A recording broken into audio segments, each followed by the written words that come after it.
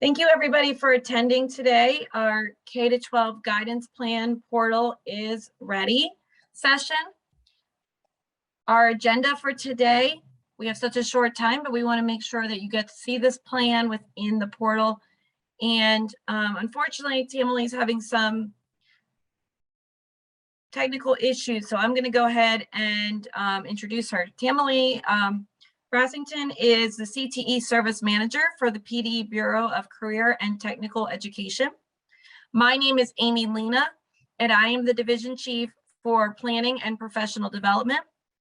I have been overseeing the implementation and the design of these plans within the FRCPP, so I was happy to join Tamile to walk you through the new K-12 guidance plan. We will have questions throughout.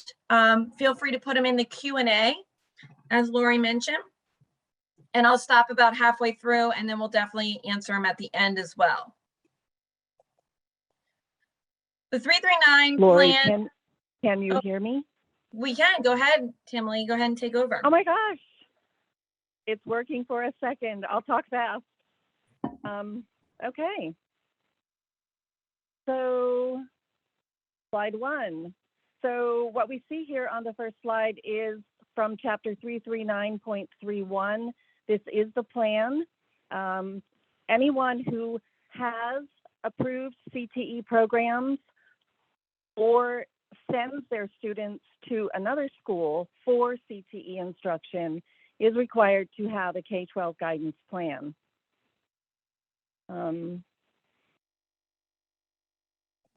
At any point, the secretary might ask for those plans. So now that is the purpose of the portal, is for schools to upload the plan.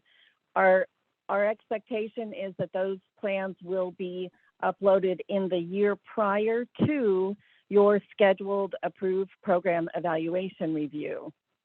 So we do have a listing of approximately 200 school districts and CTCs that will be in the first wave to upload their information into the K-12 portal that Amy's going to demonstrate in a few minutes. Chapter 339.32 provides the actual information that you're going to be preparing. We realize that nearly every school district and CTC participated at some point in the 8 years of trainings that were offered statewide.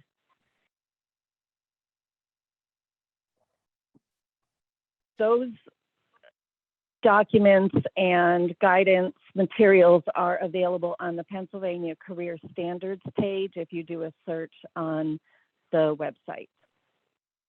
So I'm not going to read all of these items to you. These are pulled directly from the regulation 339.32 for the items that would need to be included in your K-12 plan. The plan should demonstrate how the school is helping the students to select appropriate CTE instruction based on their needs and interests. They should also be developing career plans. This third bullet, I would expect that every teacher's chapter 1 in their textbook should have information on the careers that they're teaching about. So that information should be readily available. The guidance plan should also indicate how student records are gathered, the data is gathered, how that data is used. There should also be information on how students get an orientation to career and technical education and placement services. This is not just transition services for students who may have special needs. This is for all students. How do we move them from school to college, to work, to military, a complete placement service? There should be formal and informal consultation with school staff. And as always, we need parents involved in this, and liaison activities with the community agencies. From my discussions with several guidance counselors, I believe it's this last bullet where they're thinking they may need to do some additional work to satisfy what's required of Chapter 339 to prepare follow-up studies on the effectiveness of the existing career plan. And with that, I will turn this over to Amy. And thank you. If you have questions, I'll be watching the chat and I'll try to respond to them as Amy shows you the portal. Thank you. Thank you, Tamily. We did go and create a PowerPoint, which is a resource available to you with some select screenshots and resources available to you. But I'm going to move out of the PowerPoint and go into the actual portal at this time. So hopefully you can see my screen. I've switched it to the portal. We're reviewing the updated K-12 guidance plan within the Future Ready Comprehensive Planning portal today, or as we call it, the FRCPP. I'll be using real schools, but with fake data. So it's our test site. So you will not see any real information, but it will say a real school's name. Phase 1 LEAs and CTCs will have access to their plans on December 1st, 2021, and the plans will be due March 30th, 2022. Toward the end of our presentation, I will share where you can find the full list of Phase 1 LEAs and CTCs, along with other FRCPP resources. So that is coming, and I promise to show that to you and give you the link to access that. So gaining access to the plan. First, you're going to go through, to get to the FRCPP, you have to have an account in My PDE Suite. If you already have an account, you would log in. If you do not, you would create a login through this Keystone login on the right-hand side. Once you create your account, the LEA system administrator at your LEA or your CTC will give you access to the FRCPP. Once you have access, you'll be on this applications page, and you will see, you may see other applications, but you're looking for FRCPP. You would click on that, and that will take you to our home page. One thing I want to point out is My PD Suite logs, it times out pretty quickly. So typically, if I'm going to be in the portal for an extended period of time, I actually open multiple tabs. I'll click this FRCPP multiple times and have tabs across here, because the portal itself never logs out. It's the My PDE Suite. So sometimes people, want to have the side-by-side screen of something they're looking at in the portal. I suggest doing that, and then you don't have to worry about My PDE Suite timing out. On the home page of the FRCPP, you're going to get to the report. You're going to click on Reports or State Required Reports. So I'm going to click on Reports. And then I'm going to click on K-12 Guidance Plan. And when I go there, you're going to see your plan. So I have a plan already opened. All plans within the portal have this top page here, and it's going to, this top box here, I apologize. It explains to you what that specific plan is. It's going to be on every single one of these pages along the left-hand side. You can minimize it if you're no longer reading it, or you can maximize it if you need more information. The plan, all plans within the portal have three pages that are consistent. Yes. Emily, are you trying to say something? Okay. Sorry. You will have a profile page. We'll get to the signatures and assurances and the summary page. Those are consistent within all plans. So let's look at this profile page. You'll have a steps to complete. I really highly suggest that you read these so you make sure that you are completing it correctly. On this profile page, we are pulling information from Edna. If anything is incorrect, you have to update Edna immediately. Once Edna is showing the correct information, you can then click on this refresh profile. So let's say the chief administrator's phone number is incorrect, or the chief administrator's email is incorrect. You just have to change it in Edna. Once you see that that change has been made in Edna, you click on this refresh profile and this page will refresh with the correct information. You do not need to wait to fill out the rest of the plan. So while you're waiting for Edna to be updated, you can go ahead and fill out the rest of the plan and then come back at a later time and hit refresh.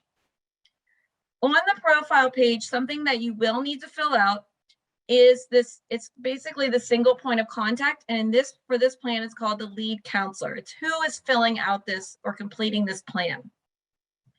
This information on this page is important because the same person will need to sign the plan at the end of when you're ready to submit. So I'm going to go ahead and put my name and a phone number and an email. I come down here, I can hit save or continue. Both of those save the page. What I wanted to show you is once you have completed the page and have all the necessary information, a green check mark appears on the left-hand side. That lets you know that page is complete and you're ready to move on. You do not need to complete this in order. You can skip around. Just know you're looking for that green check mark to signify that you have completed the page. Once we are ready to finish the profile, we go into the mission statement. It is a text box. We ask that you keep it to 500 characters or less. So I must put something in here. So I would put in my mission statement, and that would satisfy what is needed. Next on this page is a question: does your school offer a PD-approved career and technical education program or send students to a CTC? If I say yes, then we want to know, do you offer it or which school do you send them to? So I send them to sample CTC. Once again, I can hit save or I can hit continue, and I have the green check. The guidance page. This is board approved guidance plan. So you would need, is your K-12 guidance plan approved by a school board or a joint operating committee? When you hit yes, you are asked to enter a date. If you hit no, you're asked to explain why not. So if I say yes, I can go in here, I'll get a calendar to pop up. I click there and I hit continue. Next, we're asking, does your school provide career guidance services, curriculum to assist all students with unbiased occupational and educational information? And if you say yes, this one's a little bit differently. So I want to show you there is no upload, because when you have your compliance review, that's when you would need to show this information. So there is no upload. You would just hit yes. Once again, if you hit no, you're going to see a consistent box coming up, me asking to explain. So I'm going to hit yes. Next is the monthly calendar or monthly listing of K-12 guidance services. It's asking, do you have one? If you say yes, this one is asking for an upload, and we ask that it be no more than 12 pages. So it has to be 12 pages or less. If you hit no, it's that explanation. So I'm not going to show you the no throughout, but I do want to point out that every page where you hit no, there is an explanation box that will appear. So that's consistent throughout the plan. So I'm going to hit yes. Notice I didn't upload anything. I want to show you what the portal will do. Notice it said, wait, alert, you have an issue. I can go to the issue by clicking this hyperlink or scrolling down and seeing the red. So because I did not upload something, it's saying to me, wait, your plan is not, this page is not complete. You have something that you missed. So let's say I don't have it ready yet, but I'm ready to move on. That's fine. I can go to the next page. You'll just see that this circle did not fill in with a green check mark. So that is fine. That's no problem. I'll come back to it at a later time and upload what I'm missing, because I cannot submit until that green check mark is there. For the career plan, do you have an action plan maintaining the written strategies for developing and sustaining individual student careers that addresses academic and technical preparation with post-secondary education and training via the individual and group counseling? If you say yes, just have it available during your compliance review. It is not necessary to upload it. Occupational information. Does your school maintain a listing of diverse external resources organized by the 16 national career clusters?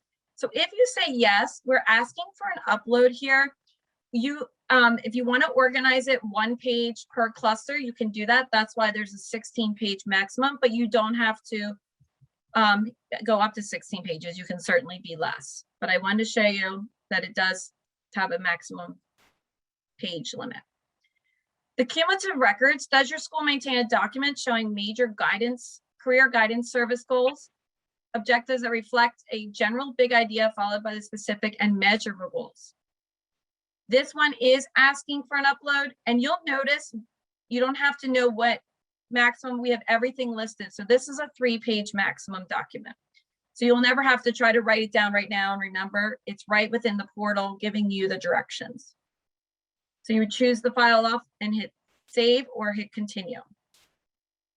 And I'm going to stop there and see if there are any questions so far. We do have one question that came in the question and answer panel. Approval by the board or JOC is every 5 years, correct? Tamily?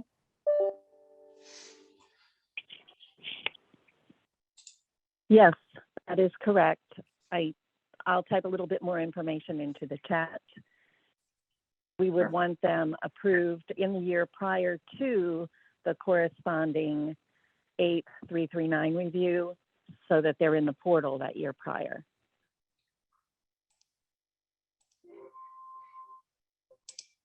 Great, thank you.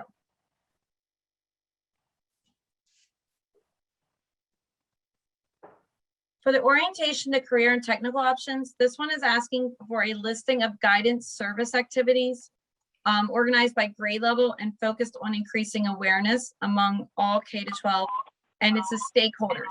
So if you have it, there is an upload. There is an upload and you're going to have 5 pages maximum here and you will put it all the information right on this page.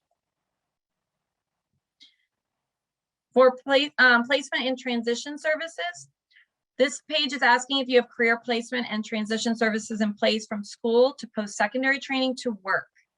This one is also asking for an upload. Once again, 3 pages maximum. And that would go there. And once again, I just to point out again, just to make sure you know, if you hit no, that explanation box does appear.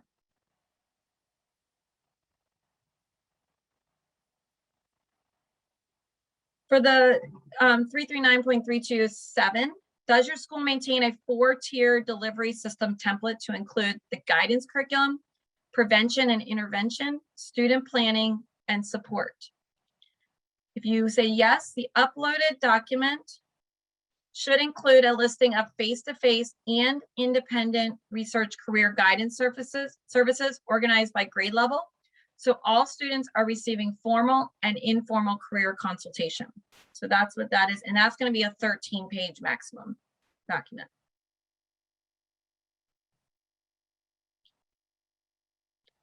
This page has a little bit more involved because you're going to be talking about the stakeholders. So you're going to show how each stakeholder group benefits from and/or assists with the delivery of services.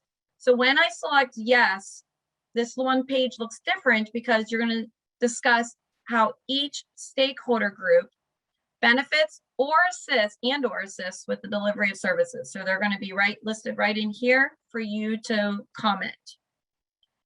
Then the follow-up question at the bottom asks about stakeholder meetings that are held per year. Here you will have an agenda, minutes, and action plan, but you do not need to upload them. You'll notice there's no upload button. This will be available at your compliance review. And the follow-up studies. Does your school conduct follow-up studies to determine the effectiveness of your career guidance services curriculum that includes study results and how the information collected is utilized? If you say yes, there is no upload button, and that's what you want to make sure you're reading. This one is another one that says for the compliance reviews. And we have made it, that's the information that you need. And so I will pause and ask any questions about that information first, and then I'll finish what's left in the portal. Any questions, Lori? None coming in at the moment. Okay. Signatures and assurances. This is And every plan, report, or application that we have within the FRCPP, we have this page. And on this particular plan, we're asking the lead counselor and chief school administrator to check off an assurance that is written there and sign and date it. The system is verifying that their login from My PDE Suite matches the profile, which matches this page. So it's very important. For instance, some people will put their school email, which is appropriate, in the profile page, but when they made their My PDE Suite account, they used a personal email. So the system will not allow them to sign off. You must have it consistent. It's verifying, are you who you say you are? So it's important that everything matches. And user admins at the LEA level, CTC level, will be able to give you access to these plans. If you are the lead counselor, they can give you access to sign and be viewer and writer. And I have all of those resources. I'm going to show you how to do that. And the last page that is in every plan application report that we have in here is the summary page. The summary page allows you to ensure that all sections are completed, meaning they have green check marks. And if they don't have a green check mark, they have this hyperlink box that says complete. If I were to click it, it would take me back to this page so that I could finish what I had left blank. At the bottom of this, once this has all the green check marks that we need to see, this submit button will no longer be grayed out for the chief school administrator who has to submit the plan. So the chief school administrator submits it, it'll be grayed out for everybody else, but it will not be grayed out for that person if everything is checked. Okay, I'm going to show you some other resources we have. I'm going to put the links to them right in the chat. This is a great resource. If you are a CTC director, if you are a superintendent or curriculum person that is here, you may find yourself having to be in the FRCPP a lot. If you're a lead counselor and you're new to the FRCPP, this resource that I'm showing you now has everything you need to know about the FRCPP and how all our how-to guides. So I'm going to go ahead and put this link right in the chat. This is the main page of our Google site. It has the due dates, so we will make sure we have the due dates for the K-12 plans. We have every plan that's going out. We have a page for it. So make sure you definitely bookmark this Google site. I do have a direct link. You can find the K-12 guidance plan under the Future Ready Comprehensive Planning portal. You'll see it right here, K-12 guidance 339 phase 1 LEAs. So I already have it open. This is your page. Right here are all the phase 1. So as I promised at the beginning of this session, and I'm going to give you the direct link to it, even though you can get to it from the main site, but there's the direct link. You have access, say, am I a phase 1 LEA or CTC? Yes, you will know by looking at this link. Also, we included the law that Tamalee went over, so you have access to that as well. So we will continue to update this as we have more information. We'll make sure this page is constantly updated for you. One other resource I really, really highly recommend is joining our mailing list. We send out a monthly newsletter called the Comprehensive Planning Tip Jar. So I'm going to give you this link as well. This will take you to all our past newsletters. You'll see them right in here. And we always have the most current one up to date. So the October one just went out. So she will be updating this and have the October. We put all of the due dates, how-to guides, helpful links, all of that in our monthly newsletter. So if you would like to join this list, I can't urge you enough. If you're going to be in the FRCPP, it's really great. I put it in the chat. You're going to head to this link here, the mailing list, click on PA Planning, and then click subscribe. The one piece that everyone forgets is once you receive the email confirming your subscription, please look for that and accept that request. Then you're good to go from now on. So that's really important. Okay. All right, let me get to the right place in our PowerPoint. This is just a resource that I know Lori already shared. So it talks about the tip jar and the Google site. For assistance with the FRCPP, this is our RA account. Feel free to, check us out and email us if you're having any technical difficulties. We're here to help. And I will put that into the chat as well. That should be helpful. Any questions now, Lori? Yes, we do have, looks like 2 came in. Can you address ongoing career guidance communications between the CTCs and sending schools to be part of each other's plans? Where is that? Where is this to be described within the portal?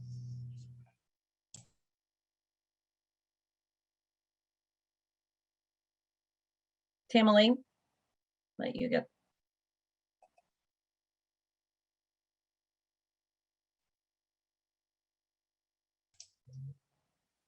I see her phone's muted, so she may be trying to unmute real quick.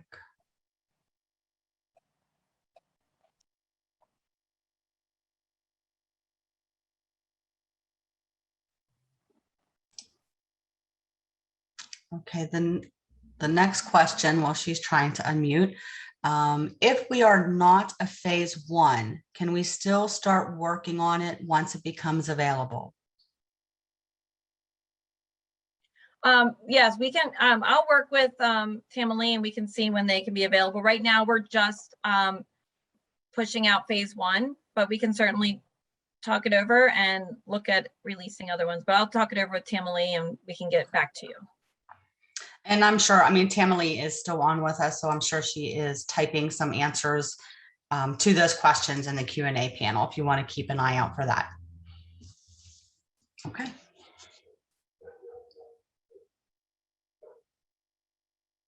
And that's all I have, but I'm here. I'm willing, I can stay on and answer any questions. That is no problem at all. Okay. So certainly if you have any more questions, feel free to type them in the Q&A panel. Tamalie is typing her answers in on them. So when the recording is available of this session, also those questions and answers will also be available too. So that's great that Tamalie is able to type those questions or those answers in for you. Let me look on the chat, Amy, see if I see anything in there. No.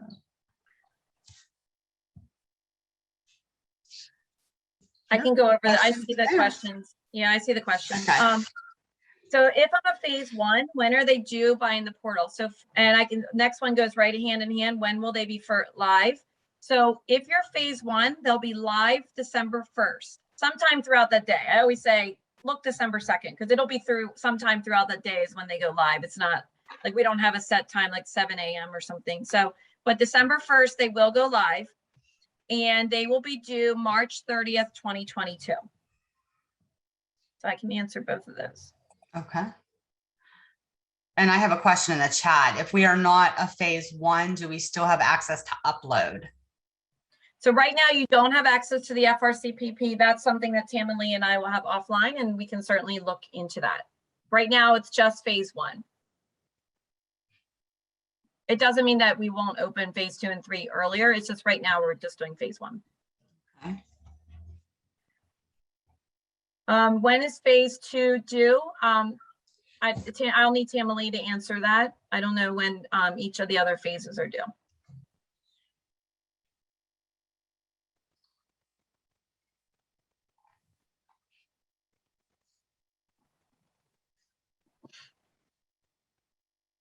Well, while we are waiting to see if any other questions come in, I just want to thank you, Amy and Tamalie, for presenting today and sharing your expertise with us.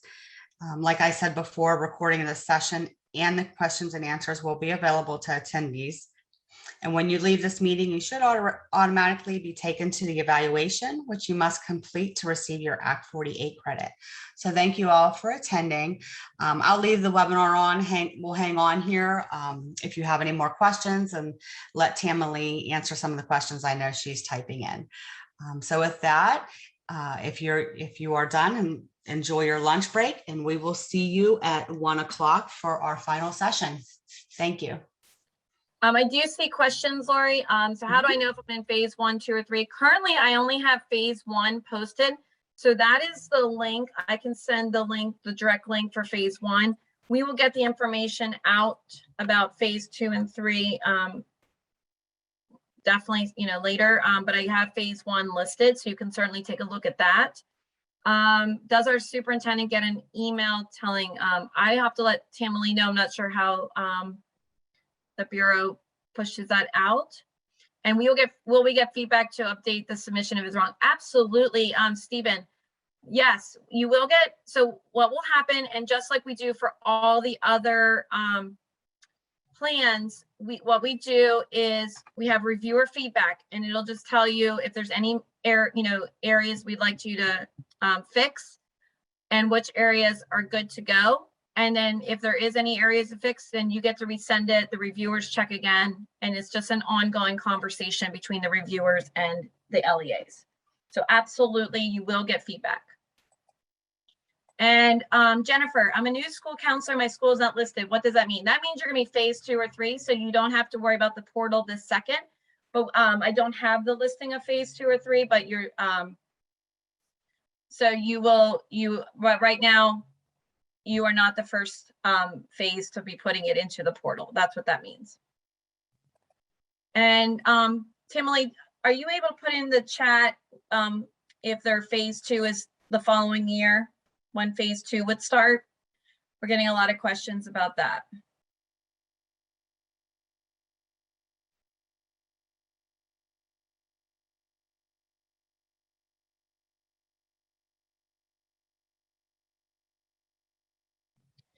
And you may ask as many questions as you want. You don't have to ever apologize. That's why we're here. We want you to ask questions. We appreciate it. There's some technical difficulties, so I feel bad, and I don't know all the answers, but we can definitely get it to you. So I'm not quite sure when phase 2 is for this plan, because there are 25 plans / applications / reports. So there you go. Tammy, good answer. Yes, every year aligned to CTC school AP 339 compliance review.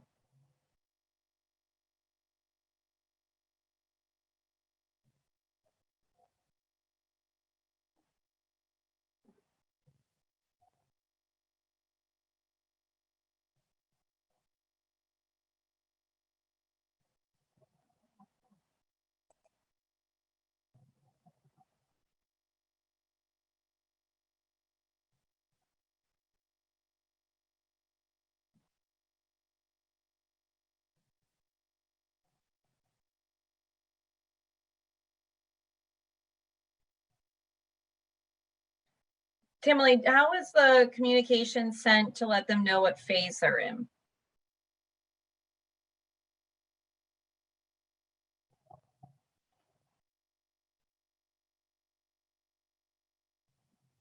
So clarifying question from Jennifer, if you're in phase 2 or 3, does that mean your school has not been chosen to begin entering the information into the portal yet? You'll enter, that is correct, Jennifer. You'll enter it at a later phase. So you can take a deep breath, relax, and you don't have to worry about it right now. You get so it's good. But I'm glad you're here because now you had a nice preview for this. This is great. But yes, you don't have to enter it right now. So you're good. So if our 339 review is in the fall of 2023, the guidance plan would be required March of 2023. That is correct.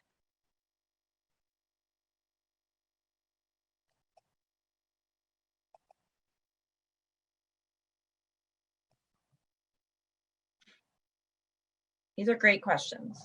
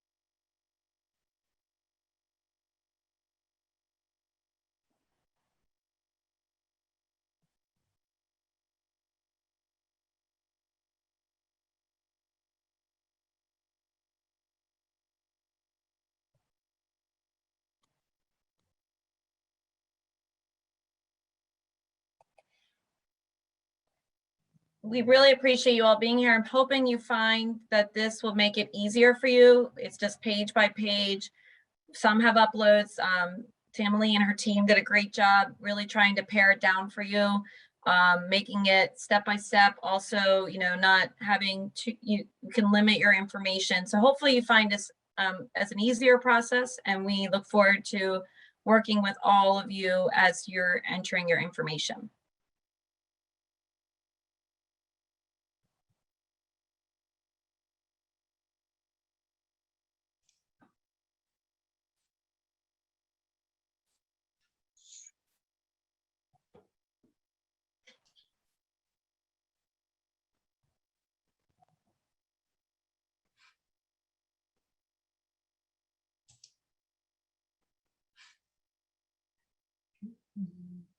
I don't see. Oh, I can put my Yeah, contact. Mhm. Yep. I can do that. It's just, it's right now we have, but I can direct it the same way. So if you have any questions about this, you can, let me pull it up, sorry, put it back up there. I did drop this into the chat as well.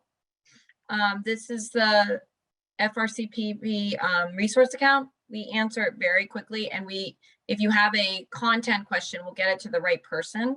But if you have a FRCPP question, we'll get that to you right away. So this is a great contact for you to have.